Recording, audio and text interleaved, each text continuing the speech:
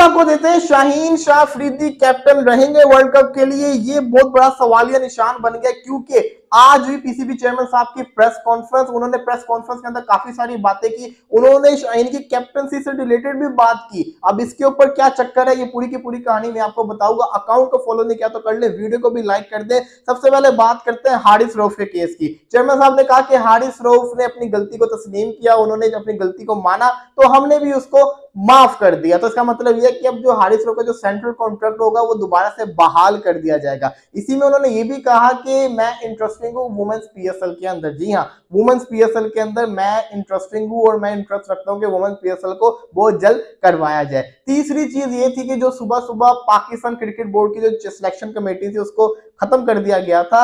अब उस selection committee के जो बेस होगी वो 7 मेंबर्स के ऊपर होगी, जिसके अंदर कैप्टन भी होंगे, कोच भी होंगे, डाटा एनालिस्ट भी होंगे। मोहम्मद यूसुफ का नाम जेरे गौर है, इसी के साथ साथ अब्दुल रजाक का नाम जेरे गौर है, और वहाब रियाज जिसे कहते हैं ना लीड कर रहे होंगे। यही नहीं, इसी के साथ साथ सवाल आया जिसे कहते हैं ना, बात शुरू हुई शाहीन शाह अफरीदी कैप्टनसी से रिलेटेड। शाहीन का पीएसएल हम सब जानते हैं अच्छा नहीं रहा। Shaheen Shah Afridi as a captain 2024 के अंदर बहुत बुरी तरह से फेल हुए। 15 मैचेस में से 13 मैचेस वो हारे हैं, तो ये शाहीन शाह अफरीदी का रिकॉर्ड रहा है। लेकिन सवाल उठ रहे थे कि शाहीन शाह अफरीदी कैप्टनसी करेंगे कि नहीं। चेयरमैन साहब ने ये कह दिया कि इनकी कैप्टनसी के ऊपर 4 किस्म के मौकूफ चल रहे हैं, लेकिन जो इसका फैसला है वो जो न्यू सिलेक्शन कमेटी आएगी वो करेगी कि शाहीन कैप्टन रहेंगे या नहीं रहेंगे। अब ये बहुत बड़ा जैसे कहते हैं ना कश्मकश में आ चुके हुए हैं कि शाहीन शाह अफरीदी कैप्टनसी करने वाले हैं कि नहीं, क्योंकि अब ये बातें शुरू हो चुकी हुई हैं। अब मेरा ये मानना है कि ये वैसे तो होना नहीं चाहिए था, हम सबको पता था शाहीन ने कैप्टनसी करनी है वर्ल्ड कप तक, लेकिन अगर इस मौजू के ऊपर आके आप कैप्टन चेंज करते हो, आप जिसको कहते हैं कैप्टन को चेंज करते हैं वर्ल्ड कप से पहले, तो ये अच्छा मैसेज नहीं होगा।